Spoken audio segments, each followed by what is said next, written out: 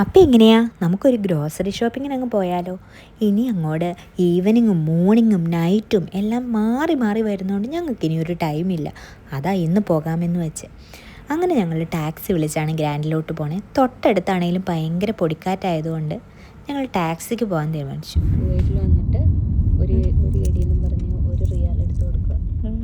അങ്ങനെ നേരെ റിയാല് മാറ്റി കേടിയൊക്കെ കൊടുത്ത് ഞങ്ങൾ ഗ്രാൻഡിൻ്റെ അവിടെ വന്ന് ഇറങ്ങി. ഭയങ്കര പൊടിക്കാറ്റായിരുന്നേ. പൊടി ഉണ്ടായിരുന്നു, കാറ്റും ഉണ്ടായിരുന്നു. കാറ്റത്ത് ഫിസിയുടെ മുടി പൊങ്ങണുണ്ടാ, കറണ്ട് അടിച്ച പോലെയായിരുന്നു. അങ്ങനെ ഞങ്ങൾ നേരെ ഗ്രാൻഡിലോട്ടാണ് ഈ പോണേ. നക്ഷത്രയുടെ തൊട്ടപ്പുറം. നക്ഷത്രയെ കണ്ടോ? ഭയങ്കര തിരക്കായിരുന്നു. സ്വർണ്ണത്തിന് ഇത്രയും വിലയാണെങ്കിലും അവിടുത്തെ തിരക്ക് കണ്ടു കഴിഞ്ഞാൽ നമ്മൾ വിചാരിക്കും ഇവിടെ ഫ്രീ ആയിട്ട് കൊടുക്കുന്നുണ്ടോയെന്ന്.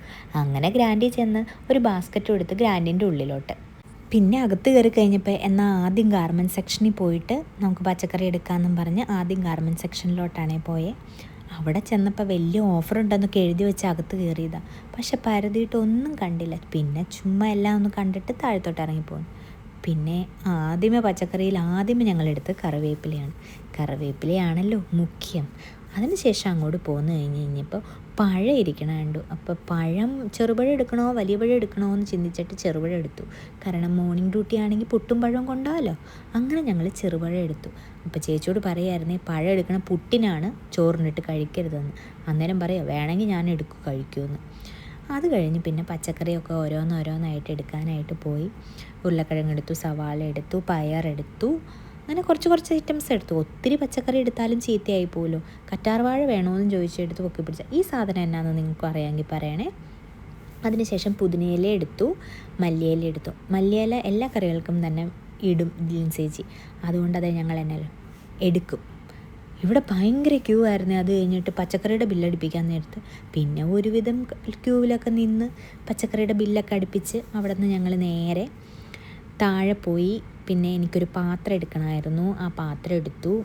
ഇതാണ് വലിയ പാത്രം എടുത്തു. പിന്നെ അങ്ങോട്ട് പോകുന്ന പാലും തൈരും അങ്ങനത്തെ സാധനങ്ങളൊക്കെ എടുത്തു. പിന്നെ മീനിൻ്റെ സെക്ഷനിലോട്ട് എത്തി. മീൻ എന്നായാലും വേണമല്ലോ.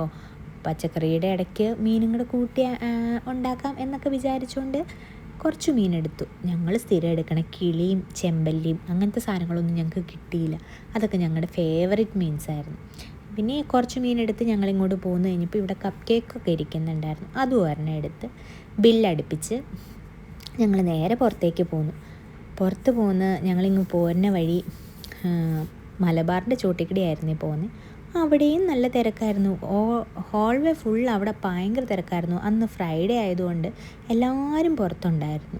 പിന്നെ ഈ പ്രാവശ്യത്തെ ഷോപ്പിങ്ങിൽ 2-3 പേരൊക്കെ വീഡിയോസ് ഐഡൻറ്റിഫൈ ചെയ്യുന്നത് കൊണ്ടാണെന്ന് തോന്നുന്നു നമ്മളെ കാണുമ്പോൾ അതിശയോക്തിയോടുകൂടിയാണ് നോക്കുന്നത്. പിന്നെ എക്സൈറ്റി കയറി ചേച്ചിക്ക് ഒരു ഹെഡ്സെറ്റും ബുക്ക് ചെയ്ത് ഒരു ഓവനും ബുക്ക് ചെയ്തിട്ട് ഞങ്ങൾ നേരെ ലഗേജൊക്കെ ആയിട്ട് തിരിച്ചു പോന്നു. അപ്പോൾ ഇത്രയുള്ള വിശേഷങ്ങൾ. Bye, see U.